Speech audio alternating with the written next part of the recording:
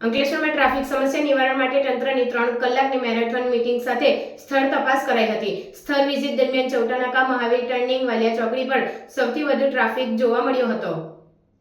અંકલેશ્વરમાં વકરતી જતી ટ્રાફિક સમસ્યાને ધ્યાને લઈ આજરોજ એસડીએમ અંકલેશ્વર, ડીવાયએસપી, મામલતદાર, NHIA, RNB અને જિલ્લા ટ્રાફિક પોલીસ વિભાગ દ્વારા પ્રથમ તાલુકા સેવા સદન ખાતે મહત્વની બેઠક યોજી હતી। જે બાદ તમામ અધિકારીઓ દ્વારા અંકલેશ્વર શહેરમાં ભારદારી વાહનો પર પ્રતિબંધ મૂકવા માટે જાહેરનામું પ્રસિદ્ધ કરવા માટે ચૌટાનાકા, પિરામણ નાકા, ONGC ઓવરબ્રિજ સહિત સ્થળ પર તપાસ કરી હતી, જ્યાં સૌથી વધુ ચૌટાનાકા પર ટ્રાફિક ભરણ જોવા મળ્યું હતું।